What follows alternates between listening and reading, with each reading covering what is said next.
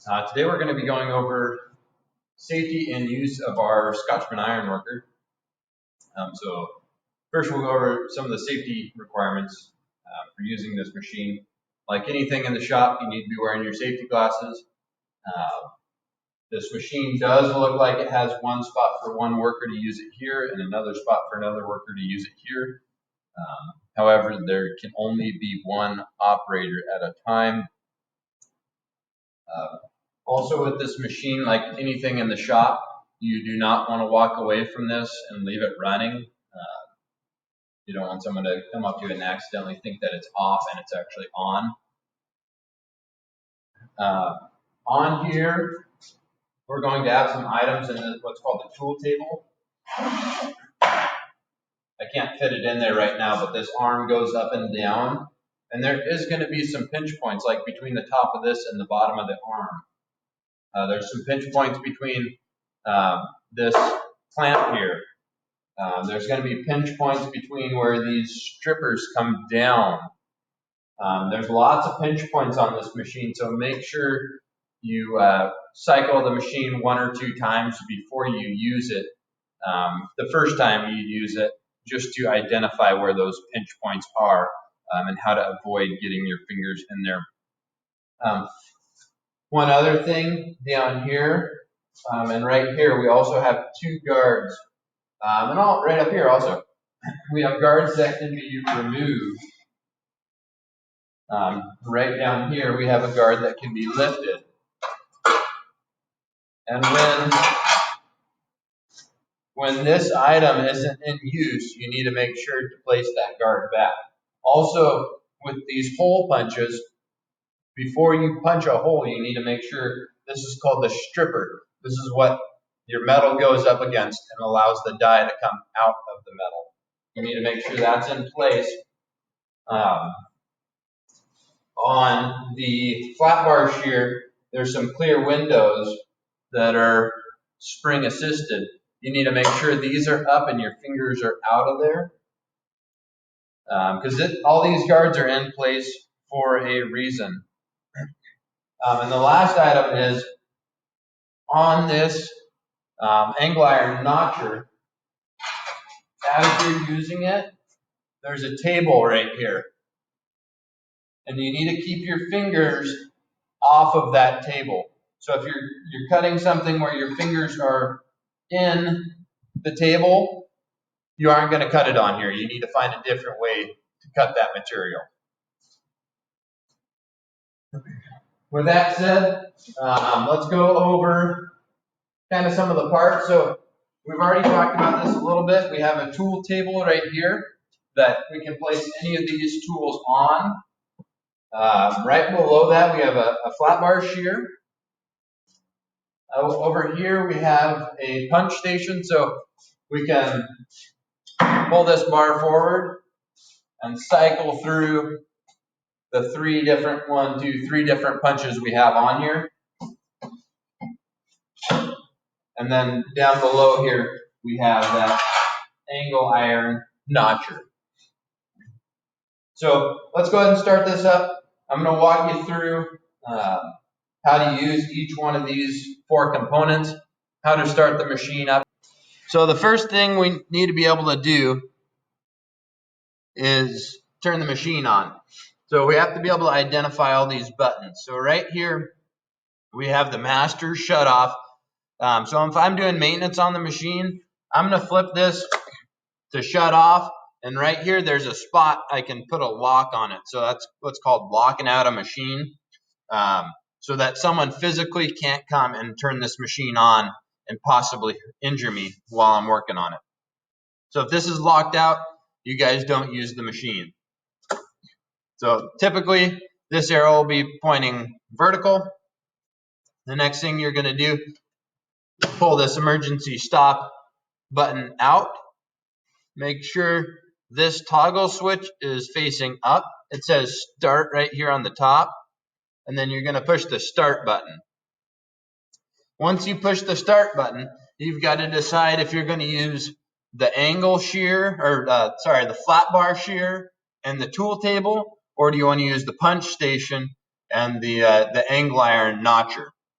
because you've got to flip this switch one way or the other. So I'm going to start out with the flat bar shear, and it says shear right here, and it says punch on the other side.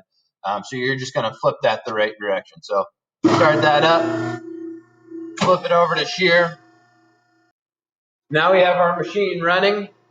There's one last thing we need to look at before we start cutting some metal, and that's our switch, the foot pedal switch, and how we use that. So you can see there's a silver looking plate in the back of this. That has to be depressed before you can push this pedal down. You see how I can't push it down? But if I push that in, now I can push this all the way down. And that'll make the Ironworker behind me go up and down. So if it's not working for you, make sure you push that switch in the back all the way in. So the first item, and I'll zoom you guys in nice and close up here, is our flat bar shear that I'm going to go over with you. And as you slide your metal in, you'll see a little laser pop up in there.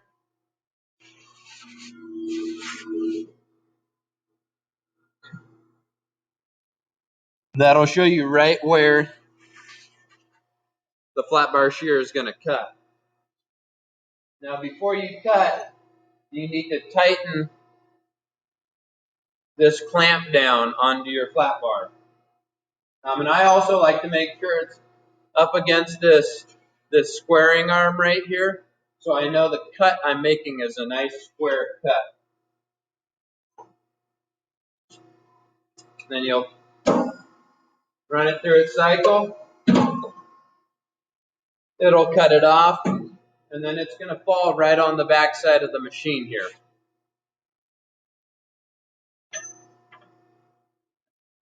And then also when you're done, take your material and put it away.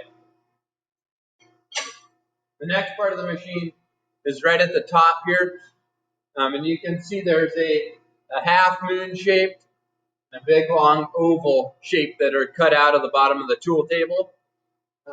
And those correspond with the bottom of these component tools. You see how that's got a half moon shape?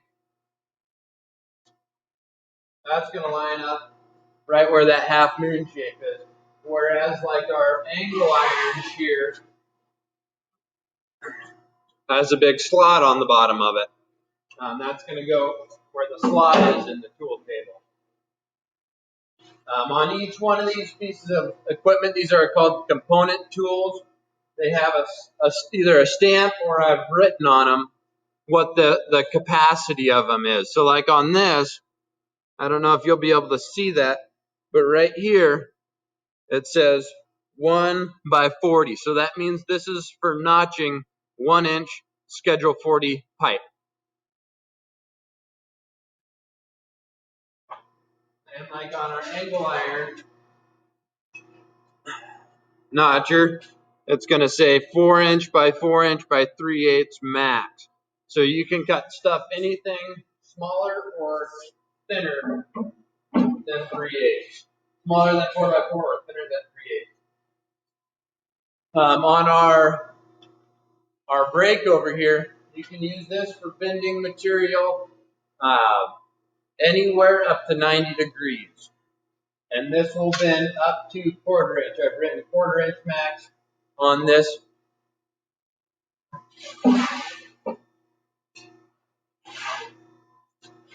Here we have our weld coupon bender. And the way this works, let me flip it around so you can see, is I have a mark right on the inside edge. You can see the bottom of the plate there. There's a mark on there. And then I have a mark right here. So if we're bending a U coupon, you're going to line up the bottom edge with the bottom line here. And that'll be the bottom of your stroke. And that'll make more sense here in a minute when I show you how to adjust the stroke control. And then the last component tool that we have is our round bar shear. And this round bar shear will be able to shear anything that you can fit inside of that hole. and this side that I'm showing you is the front side. So that'll be the side that faces the operator.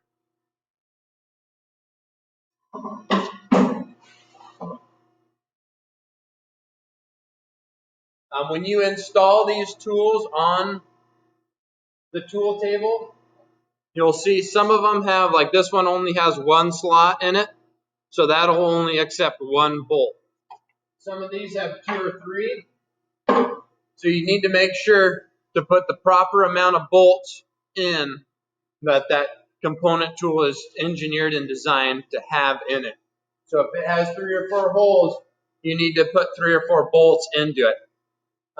And to do that, right here in our drawer, I've got some bolts sitting here for you guys. And there's also a wrench with a hex cut in it that fits those bolt heads. So that's the use of our tool table. The one other thing I wanted to show you was the stroke control for like the weld coupon bender. And the stroke control is found right on the side here. I'll actually install the pipe notcher to show you guys how to do this.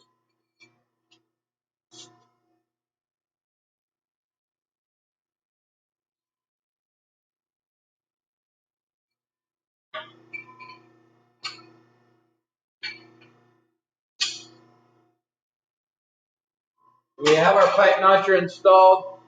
As you can see, I've got a pinch point right here. And there's also about a 3-inch gap. And I don't want to have to cycle the machine that 3 inches every time. So right here on the side is what's called the stroke control. So all that I'm going to do is jog the machine down to where I want it to be.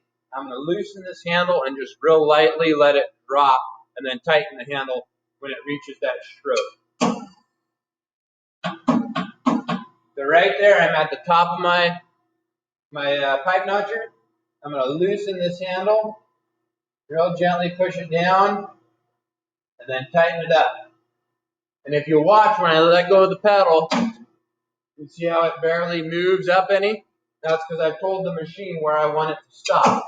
So now you can cycle the machine through that cycle really fast. Really super nice if you're doing a bunch of notches, or say we're punching a bunch of holes over here. You're not wasting a bunch of time going way far up and down. You can also adjust the bottom of the stroke with the lower level, or the lower lever. Sorry.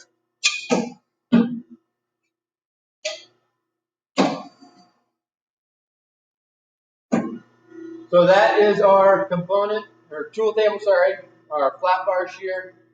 I'm going to move you over to the hole punch and the angle iron notcher.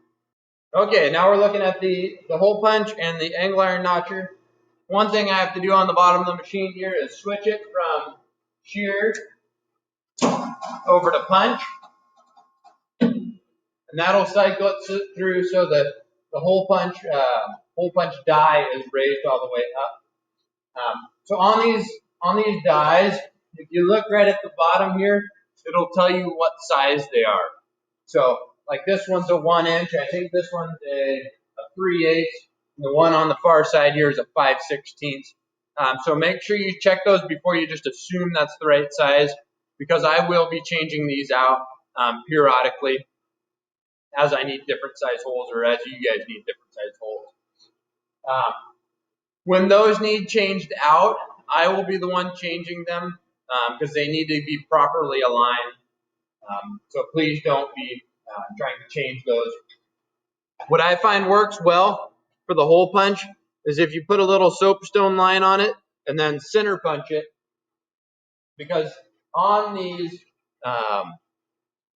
dies for the hole punch, they have a little nipple in the center of the die, and so you can line that up with your hole punch mark, and if it's not perfect, it'll kind of pull it where it needs to be. So the way these work, I'm just going to slowly bring it down, get it aligned to perfectly where I want it. You kind of have to look under the stripper. Then I'm just going to cycle the machine I'm going to make sure it lifts and makes contact with the stripper on all sides. It's not coming up angled or anything. And also, when you're bringing that up, make sure you don't get your fingers between your plate and the stripper, because that'll pinch your finger. And then you'll have a hole right where you wanted to punch it. And like I said earlier, changing this is really super easy. You just push the lever forward, rotate it around, and you might have to slide these up or down a little bit to get them to slide under. And then it's just a matter of locking it back down. When you're done with the hole punch, cycle it back to the middle hole punch and lock it down. So that's the hole punch. You can also use, if you're punching a bunch of holes in the same spot, there is a stop on this, and you can loosen the two handles up on the bottom and slide the stop. So it's just a matter of sliding your part in,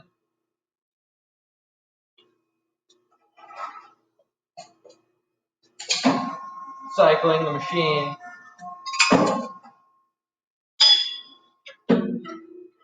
sliding another part in, cycling the machine again. And those holes will be exactly wherever you set the guard to. That's where the holes will be punched at. So we'll go a little bit lower on this machine. Is the angle iron shear, the angle iron notcher, and to access this, you're just going to slide this guard up. And this is one of those things that's really easy to forget and leave up, and we need to make sure to put that down whenever you're done with it. So, like I said earlier, anytime you're using this, if your fingers have to be within this table, you're going to find a different way to cut your material. But this is a pretty slick machine, so I'm going to go ahead and notch some angle iron. Right now, I'm trying to put together a butt joint, and they're just kind of lapping over each other. I want them to fit perfectly with each other, so I'll go ahead and notch that and show you what that can look like.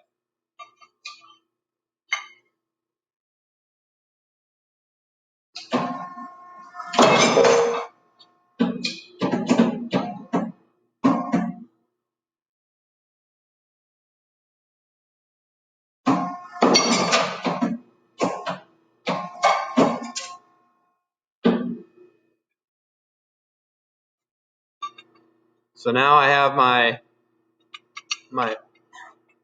butt joint notched out.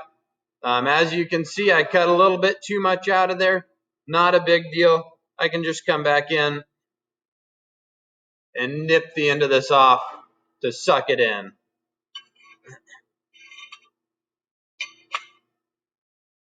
So that is our angle iron notcher. And like I said, don't forget to slide that guard back down when you're done. One other item I forgot to mention earlier is make sure to familiarize yourself with the safety stickers that are placed on the machine. These are on here for a reason, and the manufacturer put them on there so we could read those. Also on the back side of the machine here, we have a part stop. Really simple to use. So it's got a handle here that tightens the clamp, and that allows you to move it forward and backwards. And the other handle tightens this bar, and that allows you to adjust the bar in and out. So this can be used to cut flat bar. It can be rotated around like this and be used to cut angle iron coming off the tool table, or round bar, or anything along those lines. The one other thing with this is the measurement.